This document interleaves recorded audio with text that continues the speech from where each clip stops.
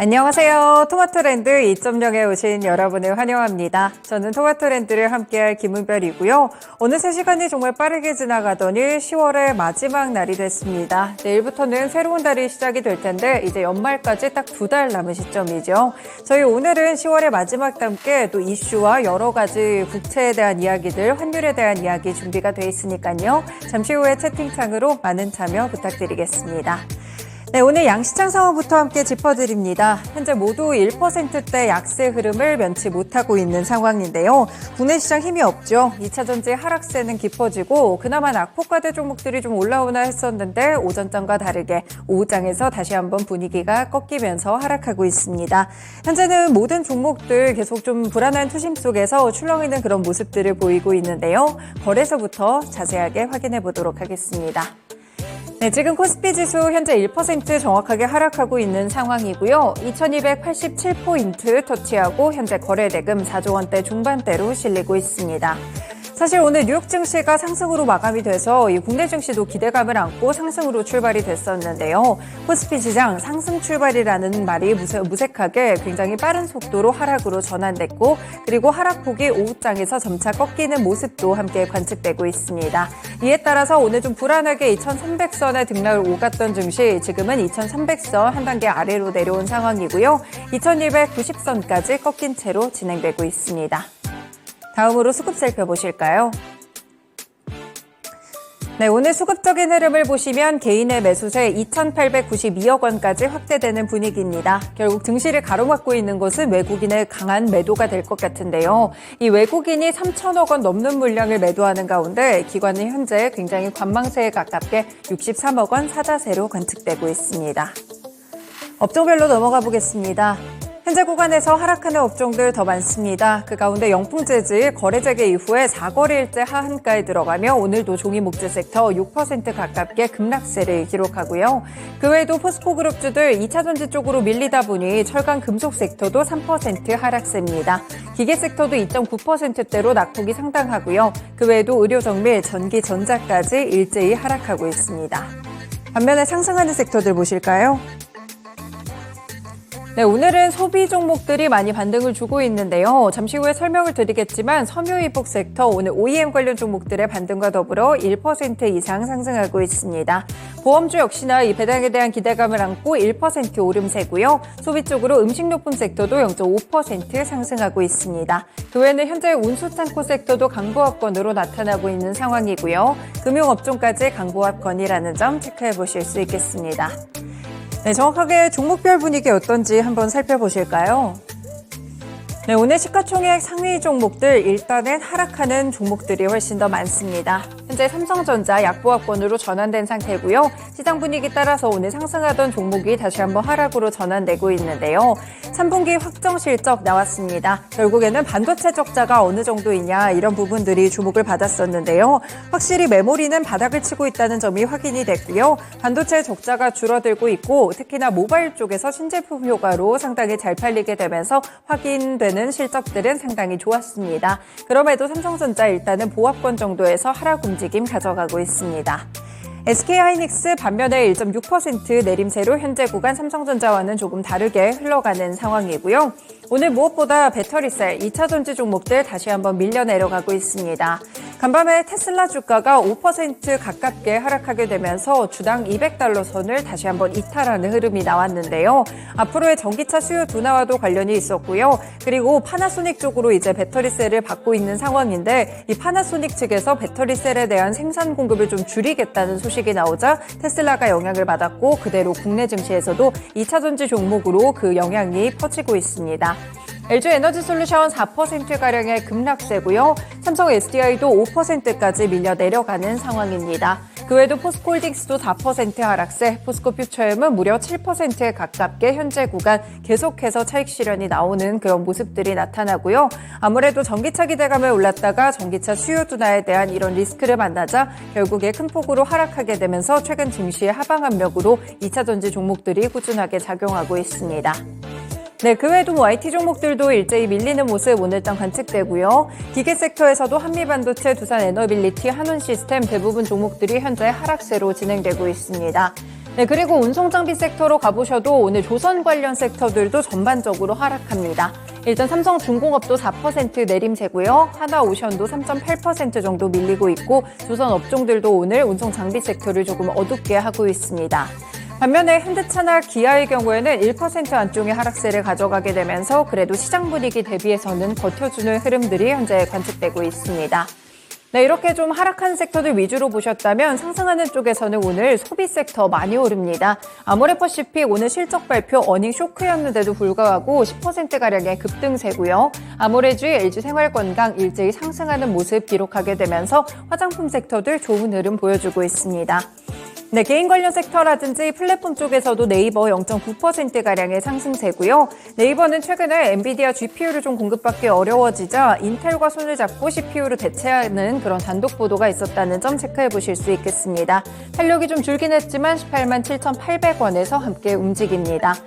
네, 그리고 지금 대한항공도 2%가량 오르고 있는데요. 결국에 아시아나의 화물 매각 논의 이 부분이 가장 포인트가 될 것 같고요. 이유 측에서 기업 결합 심사에 대해서 제출하는 안을 이 데드라인을 31일까지 오늘까지 줬습니다. 어떤 부분들이 체크가 될지 항공 관련 종목들도 체크해 보시면 좋을 것 같습니다. 그 외에는 보험이나 통신 그리고 금융업종 위주 방어적인 섹터들 위주로 현재 구간 상승세가 관측됩니다. 넘어가서 코스닥 지수 보시죠. 네, 현재 코스닥 지수 계속해서 밀려 내려가며 음봉이 상당히 길어졌고요. 1.8% 하락, 742포인트 기록합니다. 거래대금은 좀처럼 늘지 않네요. 3조 원대 중반대를 기록하고 있습니다. 네, 오늘 코스닥 시장도 일단 상승으로 출발했지만 바로 분위기 꺾이면서 약보합권으로 내려앉았고요. 한 단계 더 밀려 내려가게 되면서 지금 11시 구간보다도 더 낮은 1저점 구간을 통과하고 있습니다. 현재 하락폭 깊어진 채로 거의 2% 가깝게 밀려 내려가며 750선 이탈하고 740선대 초반까지 내려왔습니다. 네, 수급적인 흐름에서는 개인의 매수세 역시나 코스피처럼 2,524억 원 매수 우위로 집계됐고요. 코스닥도 외국인의 매도 물량 상당합니다. 현재 1,916억 원 팔자세로 관측되는 가운데 기관은 600억 원 가까운 매도 우위로 집계되는 상황입니다. 시가총액 상위 종목들 보시죠. 네, 하락하는 종목들 대다수입니다. 마찬가지로 코스피처럼 2차전지 관련 섹터들이 오늘장 좋지 않은데요. 테슬라발 이런 악재, 전기차의 수요 둔화와 관련해서 2차전지 소재 관련 종목들 오늘 큰 폭으로 밀려 내려갑니다. 에코프로 그룹주들 4에서 5%대 급락세를 기록하고요. LNF도 6.8% 하락세, WCP 이 분리막 종목이죠. 5.8% 내림세를 기록하고 있습니다. 그 외에도 나노신소재, 천보, 성일하이텍 대부분의 2차전지 관련 섹터들 오늘 파란불이 들어왔다는 점 체크해 보실 수 있겠고요. 2차전지뿐 아니라 반도체 소부장 관련 종목들도 오늘은 투심이 녹록지 않습니다. HPSP가 6.9%까지 밀려 내려가는 흐름들이 관측되고 있는 상황이고요.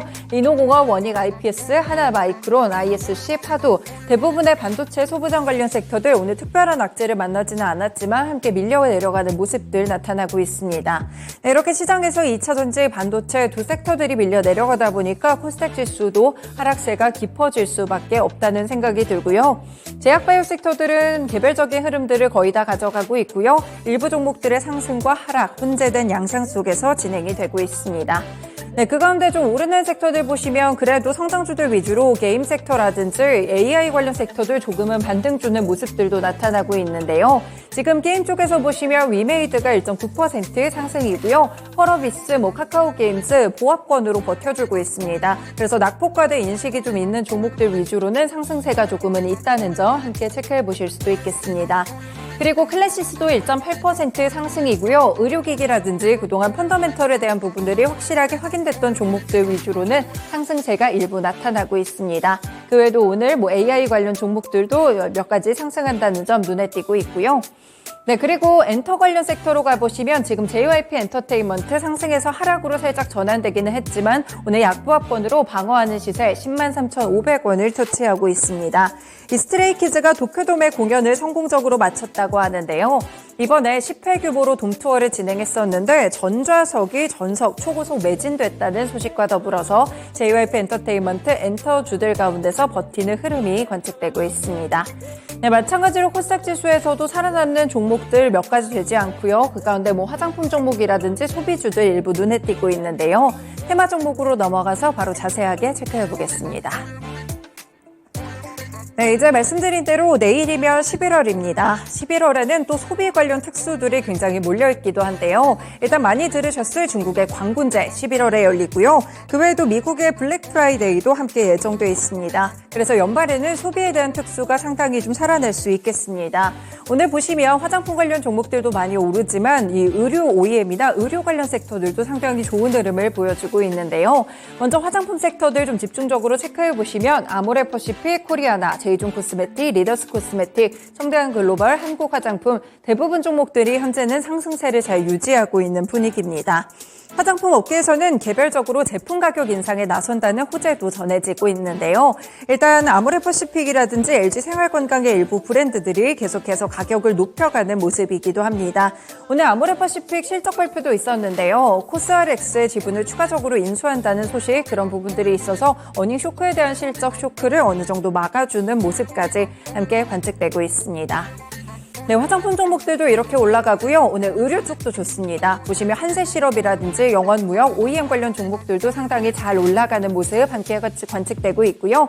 JS코퍼레이션 3% 정도의 오름세, 화승엔터프라이즈도 3% 정도 오르게 되면서 의류 관련 종목들의 상승세도 오늘장 눈에 띄고 있습니다. 그래서 화장품이라든지 의료 섹터까지 전반적으로 보셨을 때 소비 섹터가 강하다는 점 함께 체크해 보실 수 있겠습니다. 네, 소비 섹터 봤고요. 다음으로는 금값과 관련돼서 두 종목 체크해 보실 텐데요.